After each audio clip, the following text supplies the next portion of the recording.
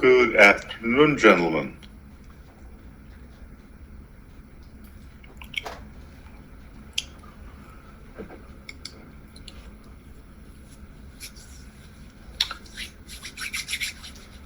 Good. You can hear me? Let's see. How was your wellness break?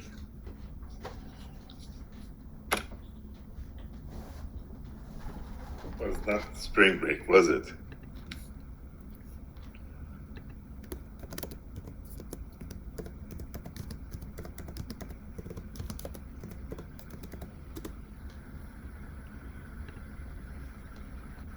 Who showed? Tell me about it. Oh, no, don't start writing long emails or text messages there. I hope you enjoyed the relaxation and fun you had, and you're energized and ready to jump into the design of composite structures again.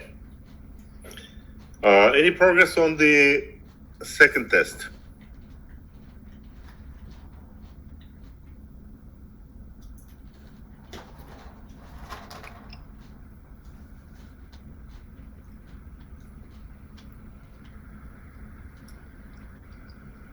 Any questions, any thoughts, any discussion?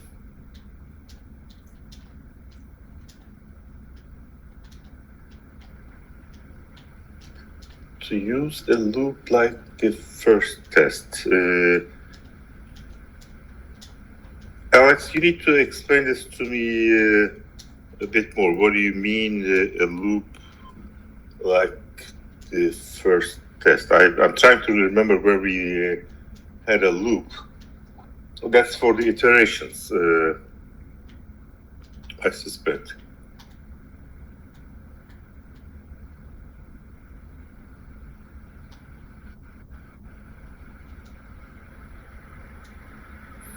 Right. Okay, so in this particular case, the M and N values will be obtained automatically at the end of the optimization. So in one step, you will have a value of M and value of N for the optimized design. The problem with this approach is that particular iteration, that design, is based on an approximation. So what you need to do is take that design and do the analysis of it and prepare the linearization for the next iteration. So yes, indeed, you can put all of this into a loop so that the program will iterate by itself for the loop. So absolutely, you can make a loop around that particular construction scheme. That you have an initial design, you analyze it, you linearize it, you find a new design with M and N. Then you analyze it, and if you're not happy, linearize it, you find another new M and N. And you go on like that until you're satisfied with the results. So the question becomes, how do you stop this loop? Or how do you stop this loop? Where would you be happy enough to stop the loop? Number one, the two iterations, one after another, should give you the same result. Okay? So that's one way of stopping. So you did one iteration and you got an M and N value. Of course, these are discrete values of M and N. These are not non-integer values. These are integer values of M and N.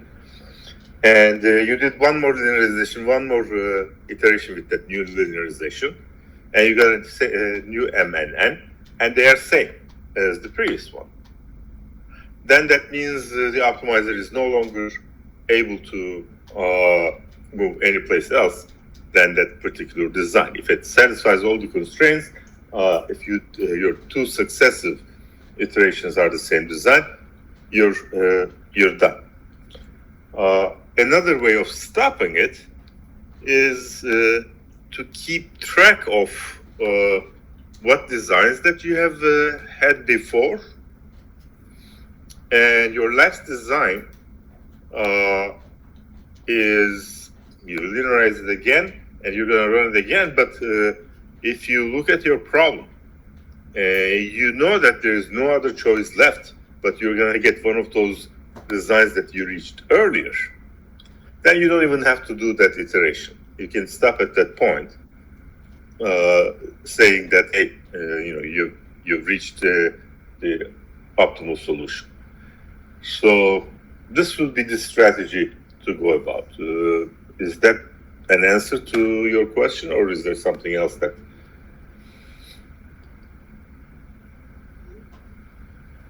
Okay, very good.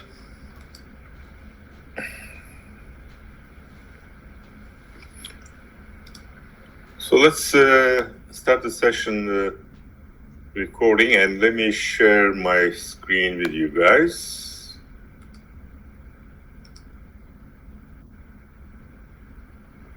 Right.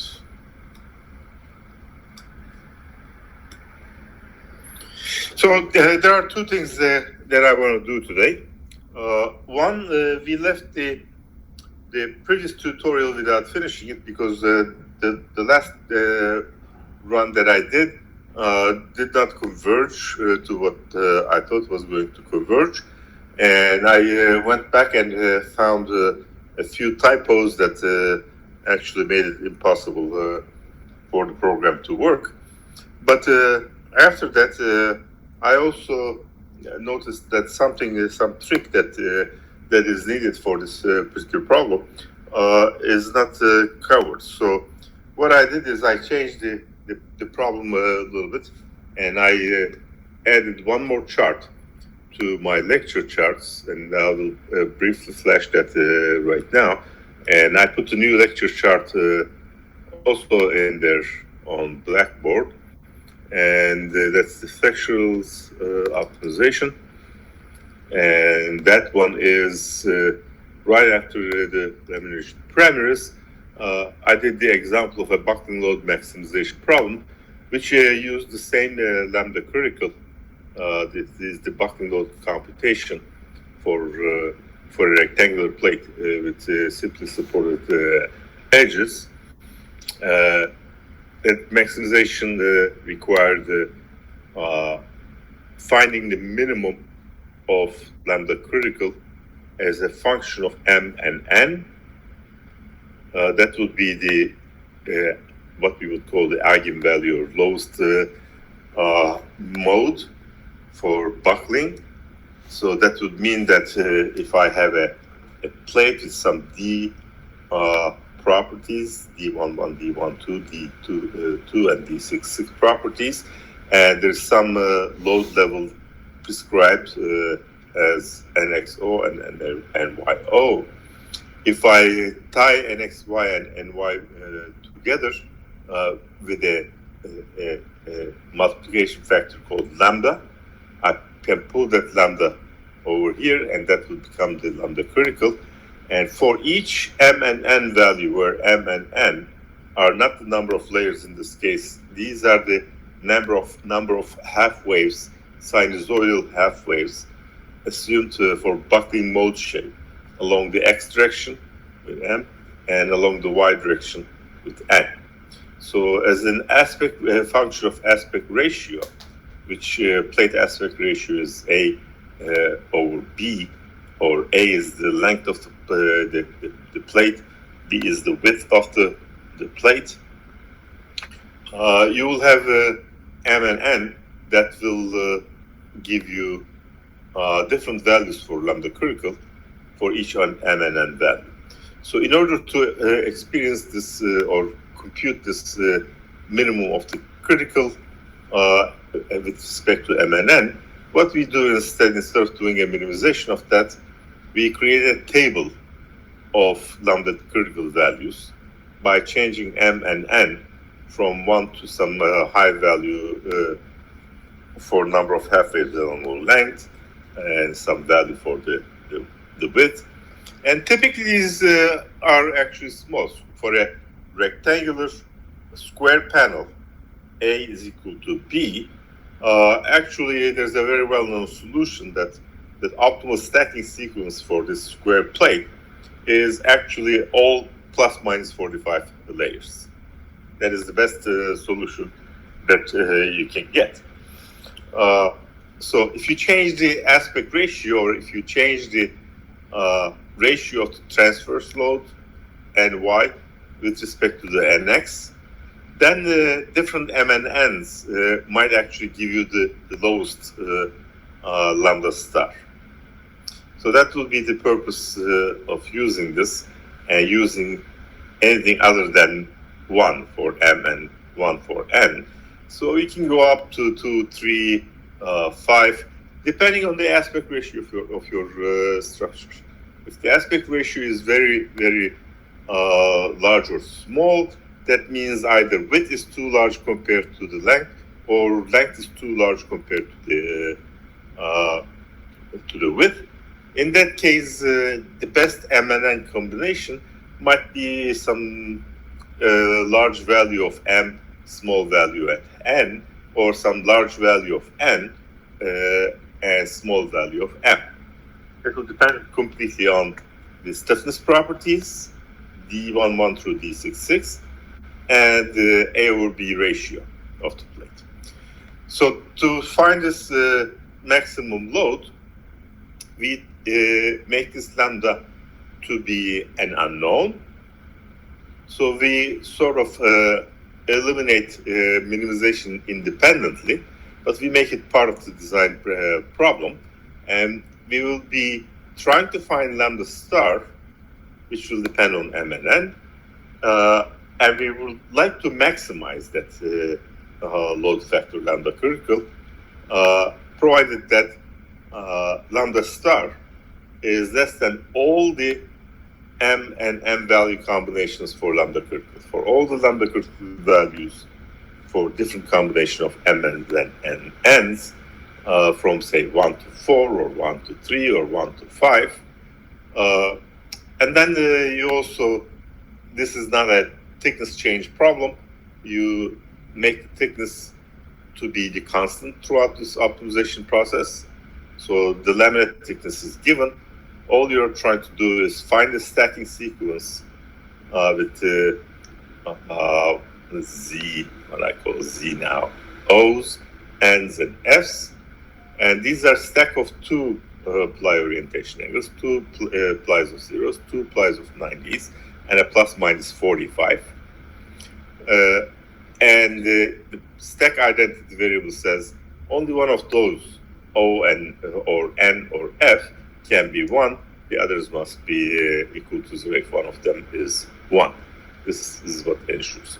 So this is the formulation that I added to the charts. Now, any questions on this? Normally, you may end up doing finite element analysis to find lambda star directly. This is not what it's doing. Right now, what we're doing is we're trying to find lambda star as part of this problem, trying to maximize the buckling load, trying to maximize lambda star, so that M and N are also left as a table in there. And they're not design variables. MF and NF are not design variables. Those are decided a priori. So you're going to decide whether you want to use up to 5 modes along the length and up to 5 modes along the width. And you're going to create a bunch of constraints for this, for each combination of M and N. And you will see that in the tutorial that I posted already on Blackboard. Any questions about this?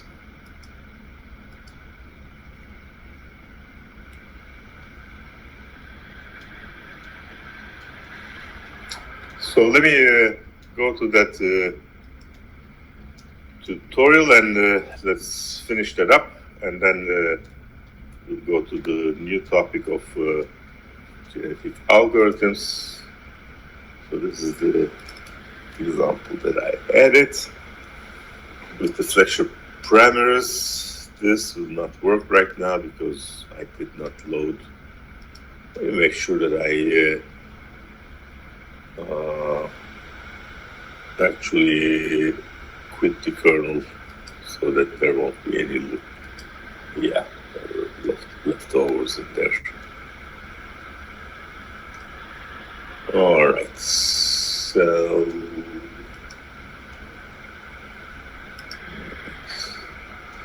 we did this flexural system design problem. Now the Buckton load maximization problem. Now, following the last formulation that I showed, my objective function is one of my variables. It's lambda star. And I didn't define what lambda star is yet. The only thing that I know is I'm going to try to minimize my objective function or maximize lambda star. The minus sign accomplishes the objective of maximizing lambda star while I'm minimizing the objective function here. So this is objective function definition. I forgot to load the composite program, so let me go ahead and do that right away. So that's programs.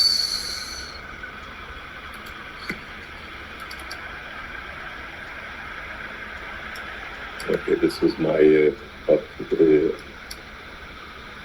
program package. I'll say run all code. And let's see, let's make sure that it exists. Yes, all the modules are there.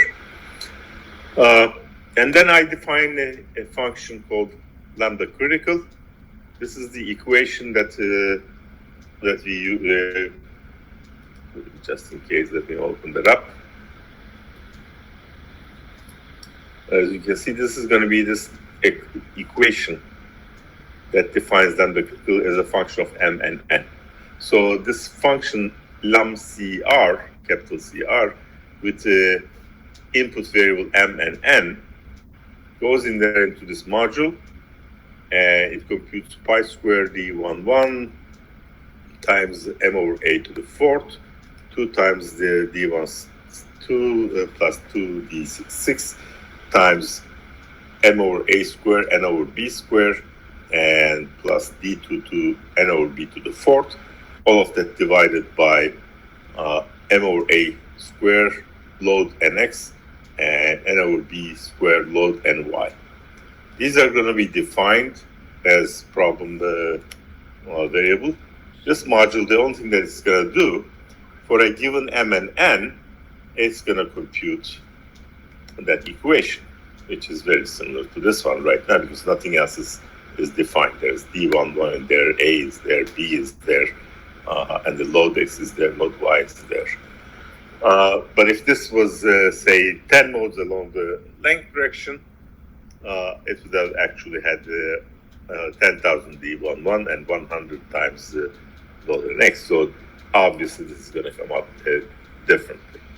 And symbolically, it looks like 1 month should give us the best value, but that's besides the point.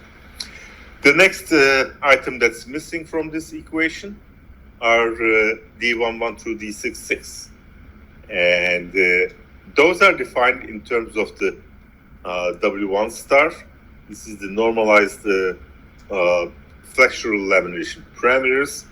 And with the use of these specific angles, 0s and 45s and 90s, we'll have also a definition of W star and definition of W3 star, which comes from one of our expressions also in the lectures. But all of these equations are from the lectures. D11 through D66 are written as a linear function of W1 star and W3 star with material constants U1 through U5. And these should be in one of those charts. Here it is.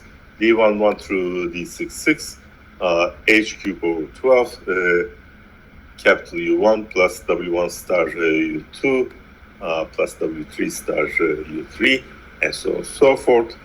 And then W star, W1 star and W3 star with these expressions. This is W1D. This is not the normalized version. This is the full version of it. The normalized version is going to have a 12 over H cube kind of term in there. And if the angles are known, say theta 1 to be, say, 0, then it comes OK in here, or ZK in my case. And this is really this expression here, 12 over H cube, which is the normalized version of this expression, 2 times T cube over 3. That 2 becomes 16 because of the balanced symmetric conditions. And 1 to the cube minus 1 to the cube, zk minus 1. This is k equals 1, k equals 2, z2 minus n2, and z3 minus n3, z4 minus n4. So these will be the W star definitions. And based on this, if we simplify this, you're going to see what the D values are going to look like now. So D matrix terms are going to have these ply identity variables as linear Z1, Z2, Z3, Z4, N1, N2, N3, N4, and F1, F2, F3, F4. So if I look at what then critical is going to look like right now, it still has a symbol load NX, load NY, plate aspect ratio A over B, or length A with B. So I need to define these load case NX and Y, and also the A's and B's. So to define the load case, I made a module that I called load case. It has NX in it and ratio of the NX to NY, alpha. This is not the same alpha as before. I think we used alpha and beta for different ones last time. And lambda is also the critical load. So this basically says you take the NX, you made it to be load NX, and you take NX multiplied by alpha, that will become load NY. So if I define this and run it with NX and alpha, here's load X will be, load NX will be NX, load NY will be alpha times NX. So I tied all the load information into one parameter here. So let's assume that NX is equal 100 and your alpha is equal to 0. Then your load NX and load NY will be 100 and 0. If it was, say, 0.5,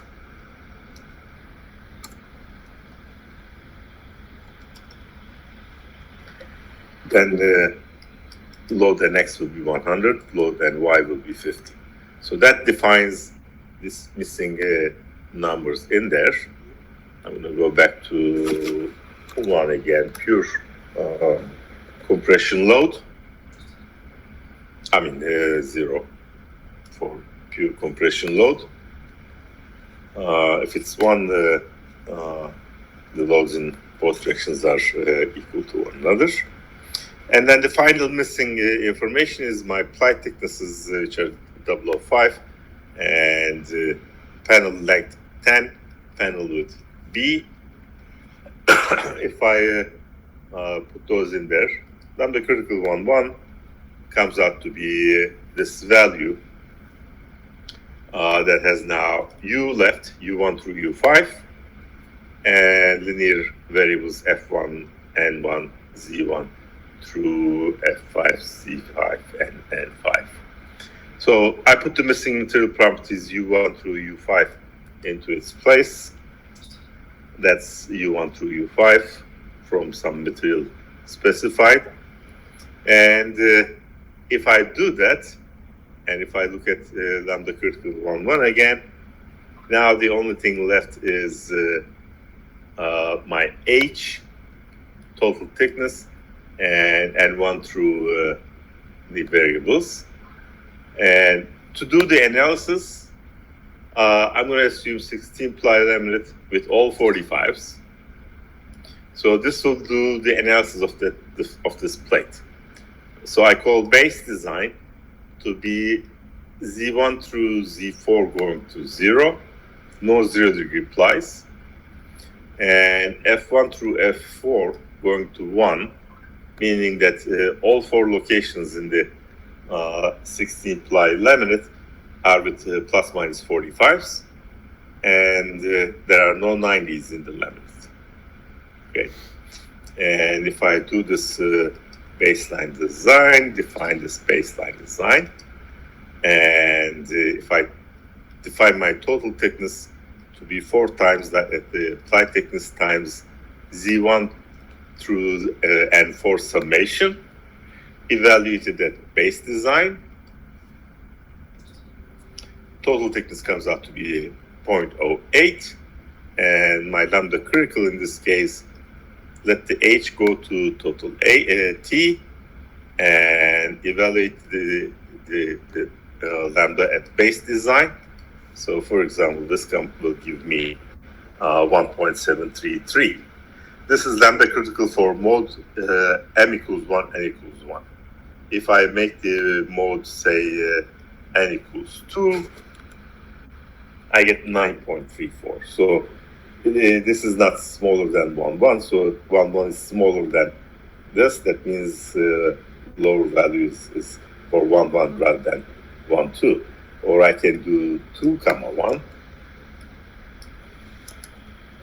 and I get 2.35. So 1 is still lower than this. But of course, I'm never sure until I check quite a few modes. And I've chosen to check M equal up to 5 modes along M and N.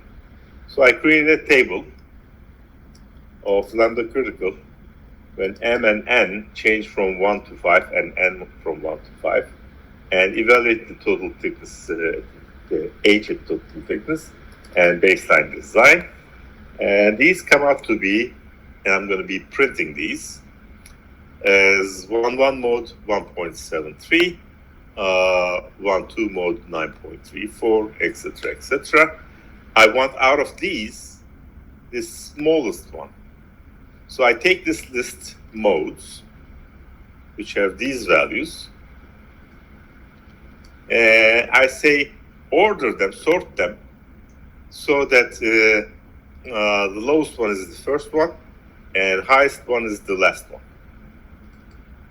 Highest one here goes up to 72. I guess that's the largest number that I see. So this is the largest load. So if I do the sorting, which is done by this, taking 2 elements from the list and comparing them, this is sort algorithm. If you want to see how sort operates in Mathematica, if you put, let's say this is sort algorithm.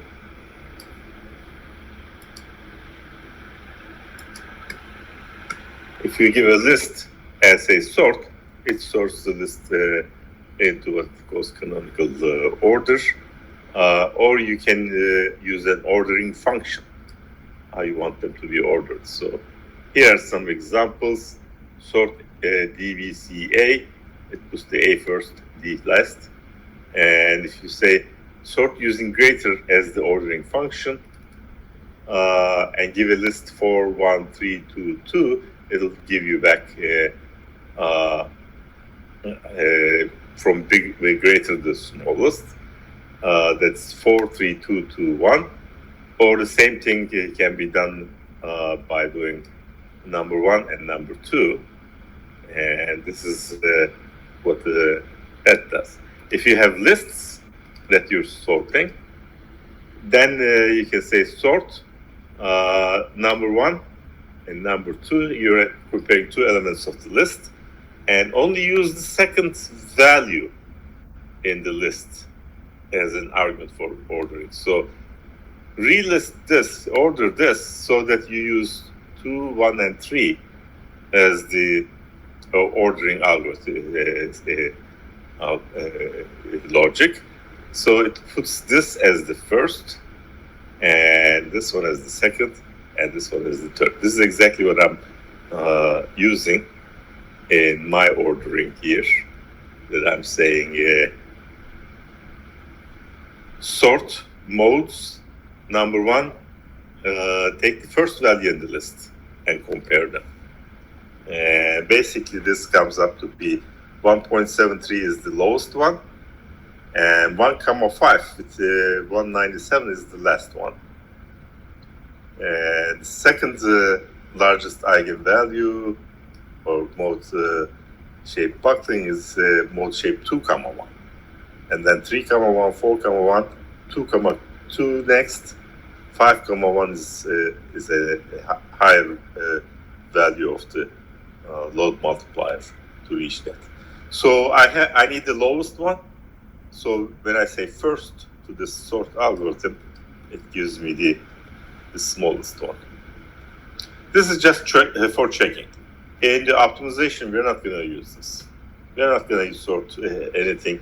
We're going to let the algorithm figure out by itself which one is the smaller, without actually doing this kind of a sorting. So my constraints is a given location can only be taking one ply variable.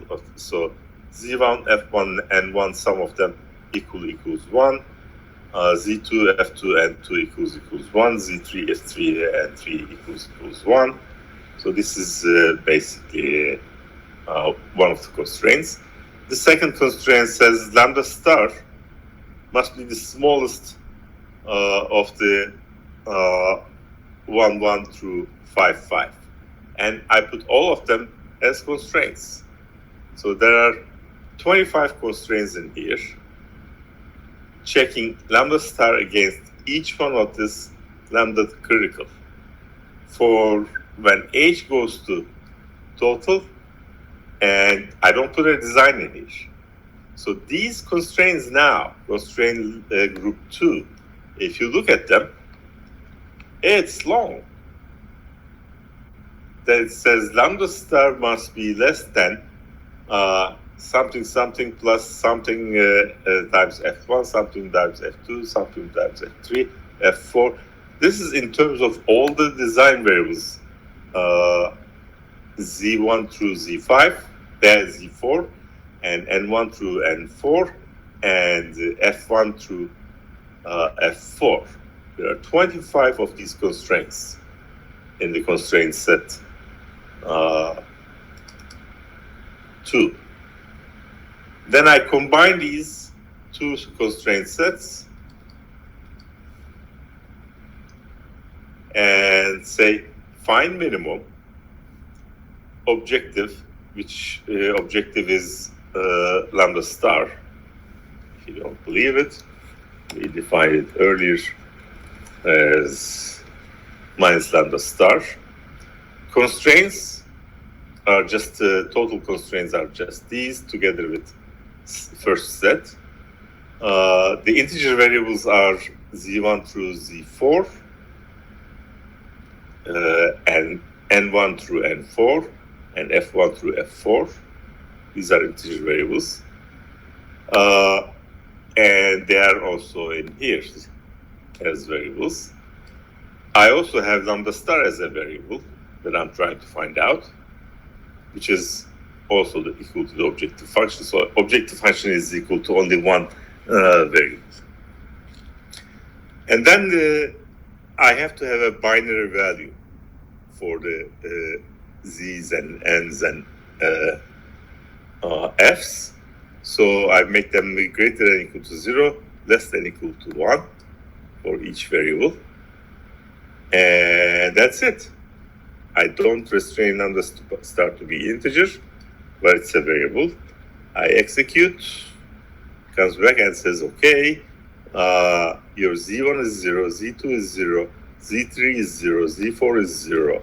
So there are no zeros in there in any of the locations.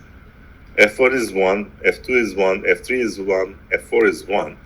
They're all 45s, and n's are also 0, with a critical value of 1.7, which means that my actual loads are lambda star, which is 1.73319 times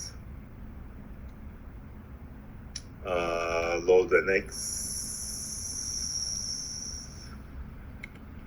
load NY,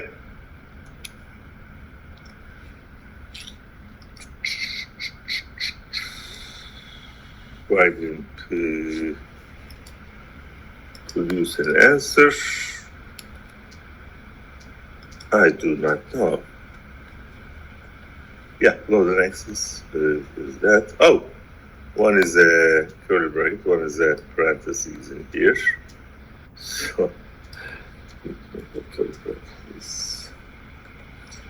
so the NX would be equal to 173, and NY was tied to NX. It is 0. Of course, I can run the same problem for different value of load. Load case, let's say NX is 100, and Y is 0.8 of 100, which is 80. And then I make aspect ratio, instead of being square, 10 and 20. So in this case, this is the load applied. And I'm going to find a multiplier for this. That will be my buckling load. And my constraints changed for constraint 2. And I also joined it with constraint 1. Constraint set 1 doesn't change. So if I run this problem, didn't change anything, then I get Z1, Z2, 0, Z3 is 1, and Z4 is 1. Meaning that starting from the mid-plane, the F1 is equal to 1. First ply is a 45. Second is a 45. Third ply is a 0. And fourth ply is a 0 degree ply. And this will give me a lambda critical of 0.6, meaning that I multiply my NX and Y with lambda star. That'd be 0.6 of those. So this is the solution. If you want to see the mode shapes and the associated loads for this is what we are getting. 1.1 is 0.67, 1.2 is 0.64, and if I sort and take the first one, my critical load is actually 1 half wave along the length, 2 half waves along the width, and a load factor of 0.6412. That will be multiplying 180. That's it. This would be the optimization of the laminar stacking sequence. The most important thing here is we didn't say where the 0 is. We didn't specify where the 90 is. We didn't specify where the 45-degree ply is. First ply from the midplane came out to be 45. Second ply from the midplane came out to be 45. Third one came out to be 0. And fourth one came out to be 0. So the stacking sequence just found itself where the zeros are supposed to be and where the 90s are supposed to be. This is a tremendously useful algorithm. This is, if you have a stacking sequence that you can say, hey, I don't want two plies next to one another to be zeros. Okay? You can easily put that constraint into some sort of an equation in here to prevent the zeros not to be next to one another. Okay, how do you do that? That will be same way as this expression that we used in, I think, in this chart. That we were saying zi plus ni plus fi must be less than equal to zi minus I minus 1. In this case, we're going to be just checking zeros. Let's assume that we don't want, because right now it's already taking two plies of zeros next to one another. Okay? In fact, if you want, I'd like to try this right now here.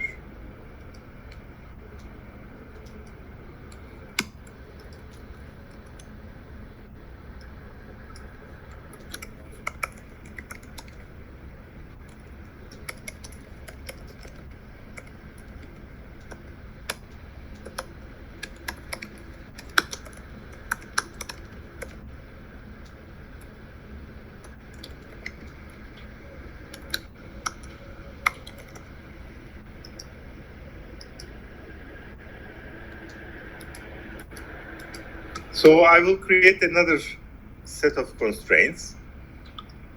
I'll call it constraint 3.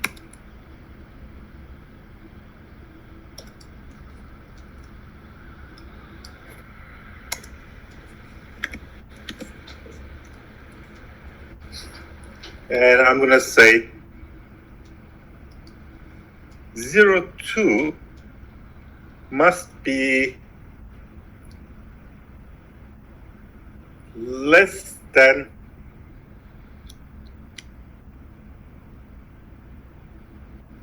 if I do that, it will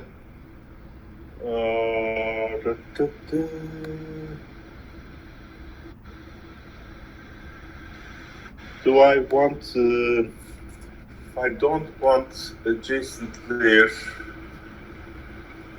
to be 0, 2, 0, 1. Okay.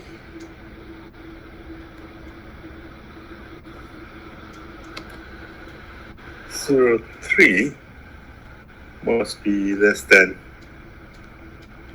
0, 2.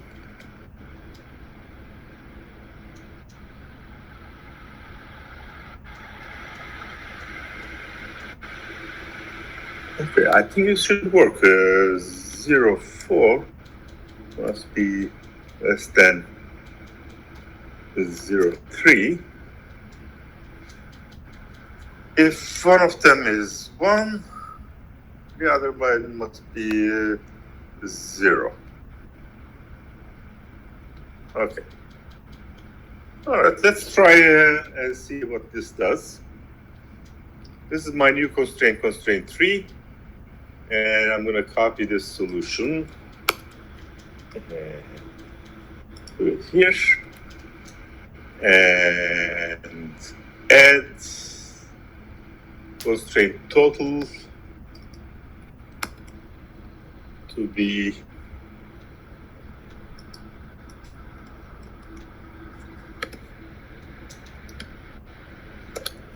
joined. I can spell join.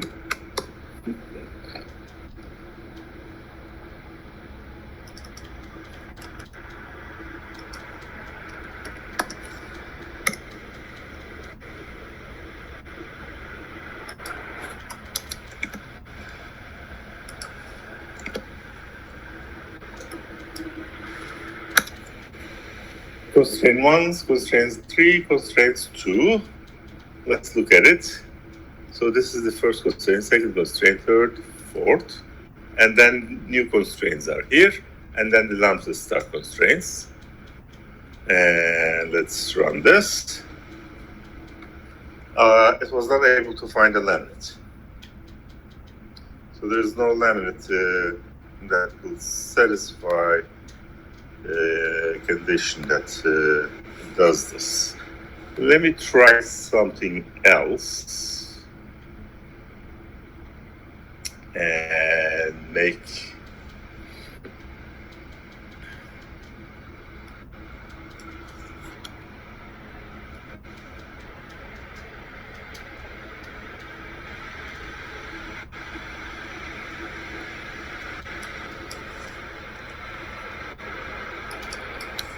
and if this doesn't work, that means oh, I'm stupid. I cannot make this work. Yes, I am stupid. It's not working. How do I ensure that two plies next to one another are not zero? It wants to go to this design. It wants Z3 and Z4 to be ones. If I force Z3 to be less than equal to Z4, one of them is going to be lower. But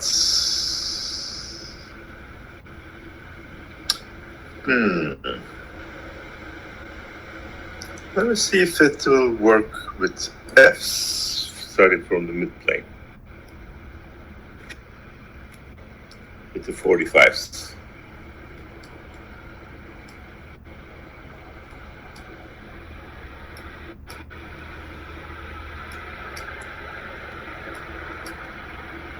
Because this, and I'm going to make it the same as before.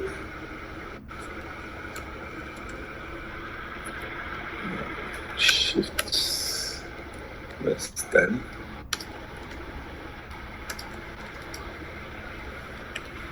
And one of you smart guys are gonna tell me in a minute you're doing it wrong because you should be doing this. All right, I've got a design, but it did not run.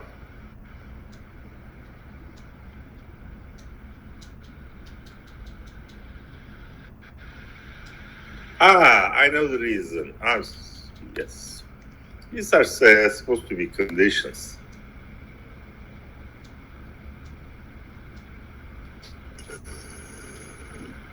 If I do this, it's not this. That's.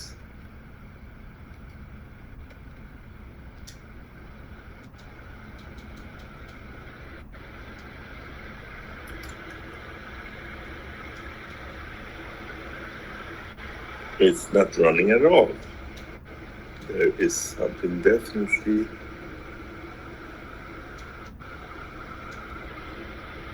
What?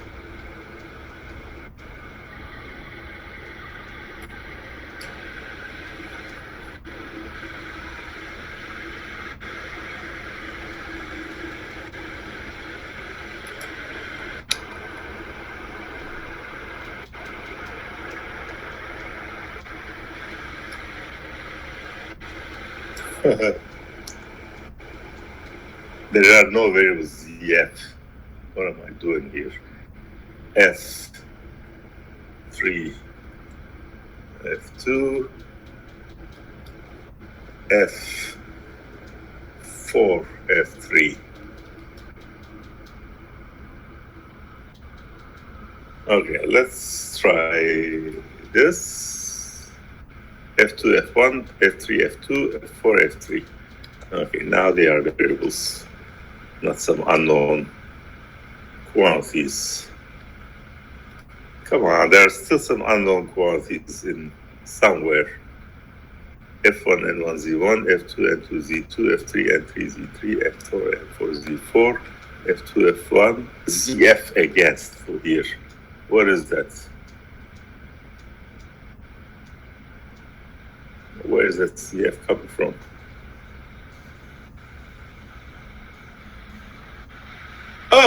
Oh, I'm changing this. Jeez.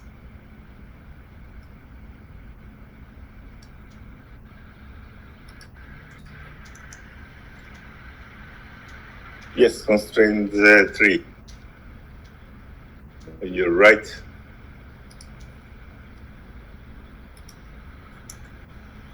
F2, F1, F3, F2, F4,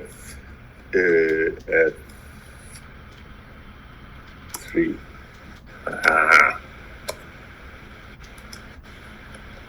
Now I'm hoping that they're all recognizable variables. Okay, they're all recognizable variables. This doesn't have a solution either.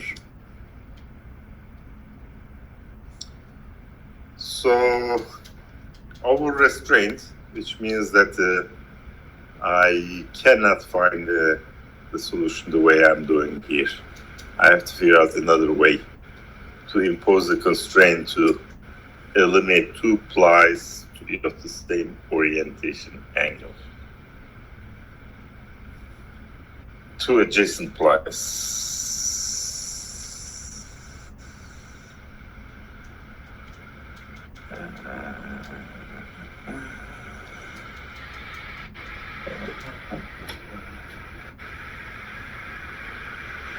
The solution has F1 equals F2 equals 1.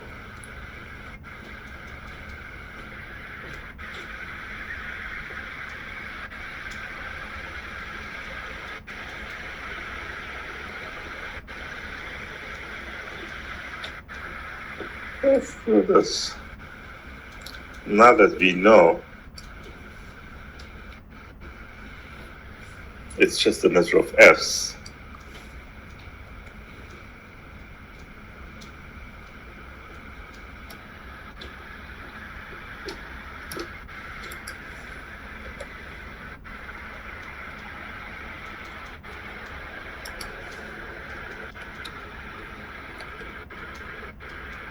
Okay, here's an interesting one. It did separate them. So first layer is not a 0. First layer is 45, F1. Second layer is a 0. Third layer is not a 0, but it is 45. And fourth layer is equals also 0 layer. So 1 and 3 are 45s, 2 and 4 are zeros. So it did separate. It actually separated the zeros as well. So it was much simpler.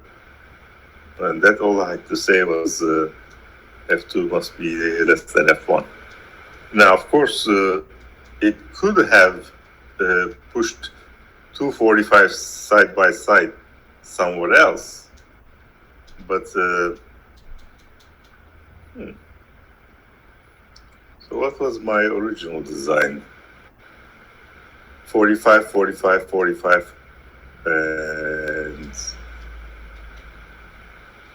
0 and 0. So let me try Z3, Z4 and see what it does. It will probably give the same result, but I can try Z3 and Z4.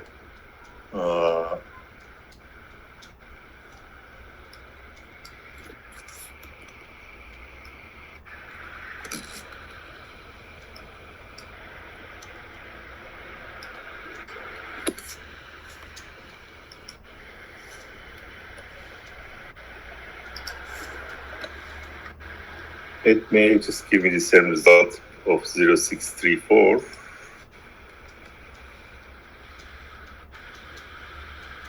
It gave me 0638 and came out to be 2 zeros in the middle, in the beginning. And then another 0 here. The only 45 left is this one. So 3 and 4 are not zeros. And working node is very close to this. So this is a new design. This is entirely a new design. Of course, now you may want Z1 and Z2 to be different. You don't want zeros in there, which I can add them here.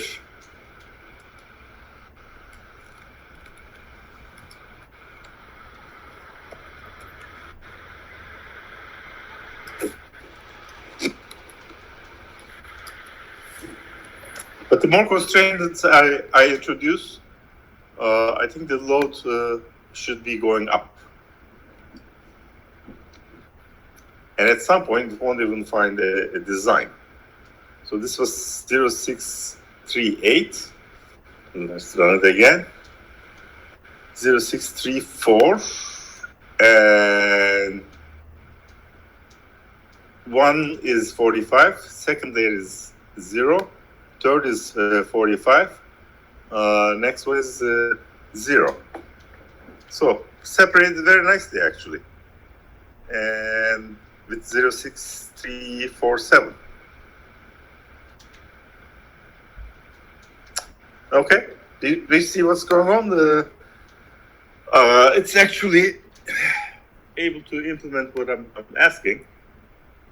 Except a few minutes ago, I had more constraints. And if you add keep going, you keep doing this. 1, 2, 3, 4. If I also do, say, Z2 less than Z3, at some point it's not going to run because it won't be able to find an element that I want. It just doesn't exist, like this one. So the one that satisfies that condition does not exist. But this is a perfectly good design. It gives you this solution. And if you want to look at the eigenmodes, I don't know what eigenmodes are for this one. I have to do an analysis for that. So to do the analysis, I can get, what do I do? Where was it? Up there somewhere when I do the analysis.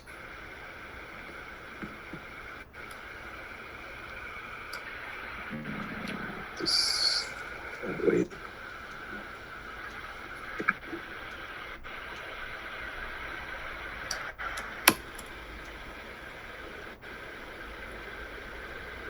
Find the associated mode with this. Total P, base design, instead of base design.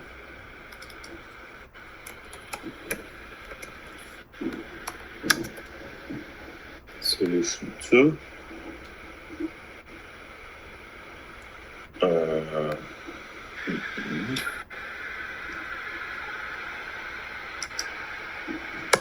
And it's missing. Okay, so this is the ordered list. And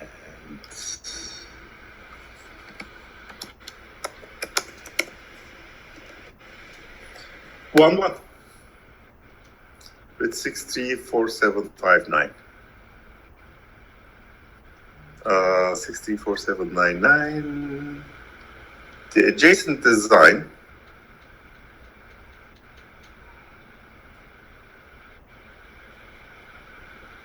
was what? 6412.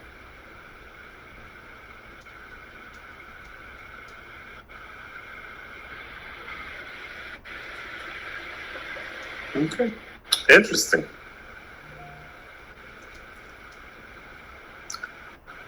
Any questions?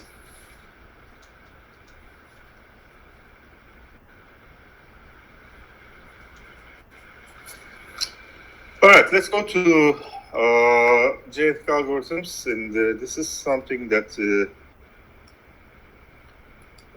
Benjamin, you've seen this lecture, so it's up to you if you want to let me save this file and send it to you again with this new edition.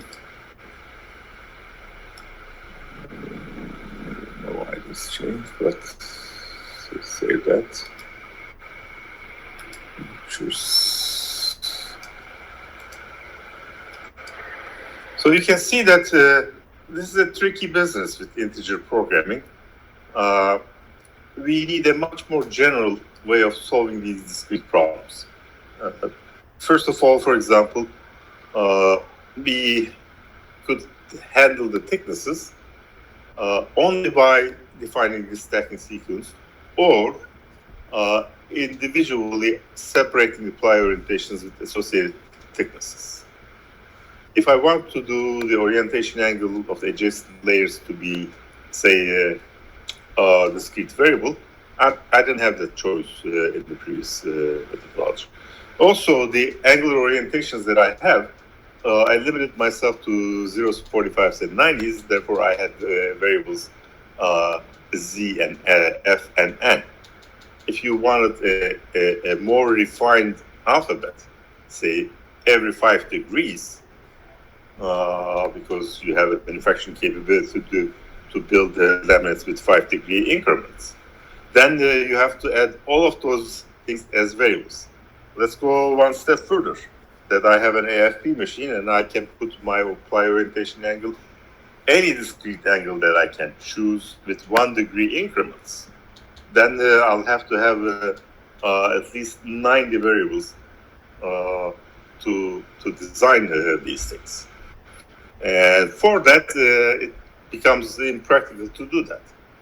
Turns out that there's a very nice set of algorithms that are based on some version of natural genetics, and in general, we call them as genetic algorithms, and they're ideally suited for problems with discrete variables, because they do handle, because of their nature of the coding that is used in these algorithms, they handle very nicely these discrete nature of the design variables. There are other advantages, disadvantages, but maybe we'll discuss them as we go along. So I realized that we've got 10 minutes only, so we're not going to make much progress. But let's talk about fundamentals of these GAs. They are zeroth order algorithms, meaning that they need only function evaluation. When we did the linear programming also a zeroth order algorithm that it requires only function evaluation. But if you go to more general optimization algorithms, you start using derivative information. The first derivative of your objective function and first derivatives of your constraints. And you already saw sequential linear programming that we will need derivative information. Now, in that particular case, the first order derivative information was available. So in the case that we studied using sequential linear programming, there was a very effective, very efficient way of finding those derivatives without doing finite differences. If those equations didn't exist that we were using in the linearization, you actually start doing finite difference derivatives, which becomes expensive because besides the base analysis that you do at your base design, you need to perturb each one of the design variables one at a time and do analysis again. Analysis is cost. Analysis is not just simple expression to evaluate lambda critical. Sometimes that lambda critical requires you to do a finite element analysis. to just get that information. So they are efficient because they are zero-order algorithms. They use operators that mimic the natural biological systems, evolving systems that evolve from one generation to another. And then the technique behind it is Darwin's survival of the fittest, principle of the survival of the fittest. Those designs who are good will survive. Those designs that are not good, over generations, they will start disappear. So this is the implementation of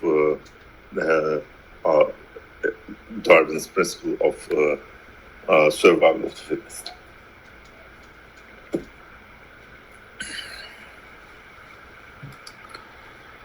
Function values only, no need for derivatives. They work with some sort of a coding of the design variables instead of working with the design variables themselves. And this will make sense when we start showing either laminet design or some binary optimization defined by binary sequence of variables. Most traditional algorithms depend on jumping from one design to another, like sequential linear programming. You do one design, you find one design, and then you do some approximations, you find another design. If you're happy, you stop. If not, you find another design that you keep analyzing and doing more work. GAs, on the other hand, you create a population of designs to begin the algorithm, to begin your search. So your search space is not jumping from one design to another, but your search space is a population of designs, say 10 or 100 or 1,000 designs. You take all of them, you evaluate all of them. So the initial cost is high. You have to do analysis of all of those designs in your population. And then from that population, you create another population by using operators that reproduce a new generation. And they're probabilistic rules. They're not deterministic search rules. And you will see all of those. So what does it mean to be coding of the design rules? Let's say you have a design variable x1, and it has a value, integer values, from 0 to, say, some large value. Any value between 0 and integer value between 0 and 100 can be coded into a binary string.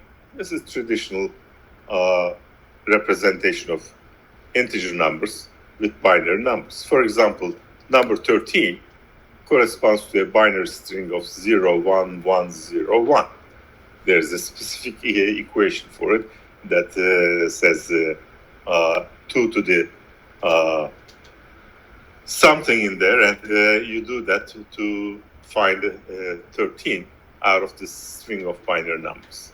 An integer number of 0 will mean that each will be 0, 0, 0, 0, 0.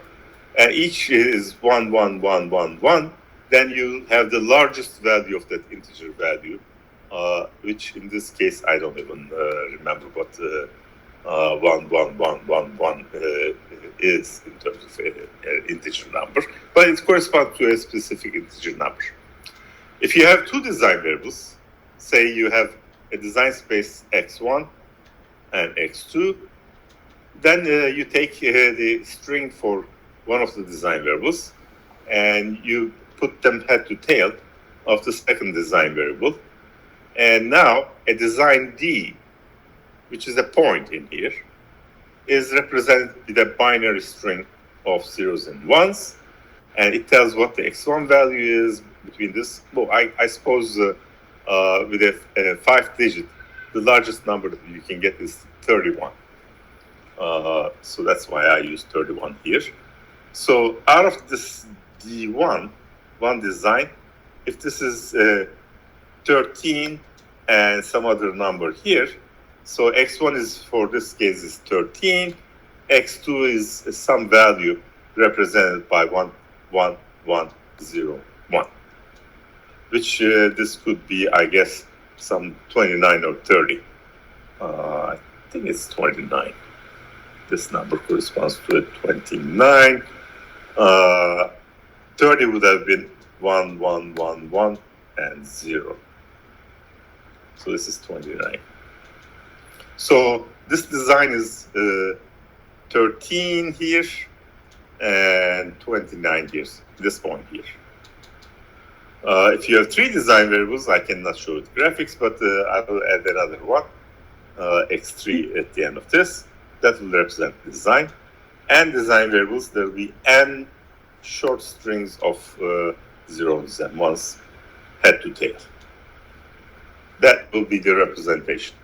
Now, this also allows us to do other coding. For example, I can do material selection with this. I can use an alphabet 1, 2, and 3. And 1 represents graphite epoxy, 2 represents Kevlar, 3 represents glass. So a given layer can be either graphite or Kevlar or glass, depending on what index is showing that design. And then I can use stacking sequence angles to be integer values, like zeros at 45s and 90s. And again, I use an alphabet of 1 and 2 and 3. And 1 will be 2 layers of zeros, 2 will be plus minus 45, 3 will be 90. And if I can put more of them together, I can have a bigger stacking sequences of 1s and 2s and 3s. So if I do write, for example, 2, 2, 2, and 2, that means 4 successive plus minus 45s. If it's 0, I mean 1 and 2 and 2, 2, 2, it's 2 layers of zeros, 45s and 90s. We'll do these in some form later. And then finally, population, jumping from one design to another. This is traditional hill climbing type optimization where I'm trying to find this. Whereas in GA case, I have a population of designs. Out of these, I iterate and I jump from one design population to another design population, but eventually I try to approach there. At this point, I'm going to stop and we'll do this rest of it, the lecture and associated tutorial will start next lecture. So I'm going to stop right here and answer any questions that you guys might have. So, I'm going to stop the recording. Any questions?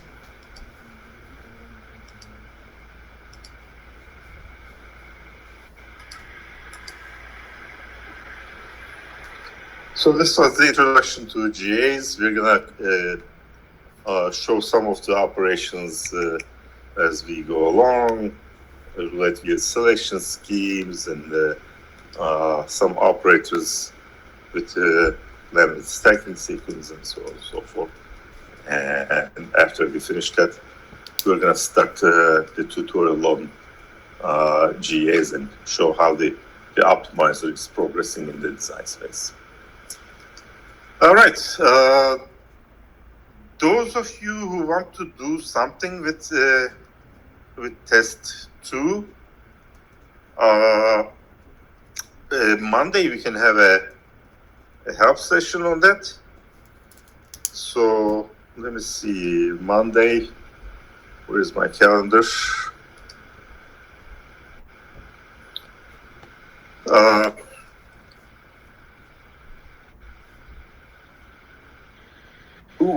It's kind of a tricky day, Monday, and I'll tell you why. Monday, this hour is our office hour. I'm taking the second COVID here, and I'm told that the second one gives you worse reaction than the first one. And my first one lasted about 2 days.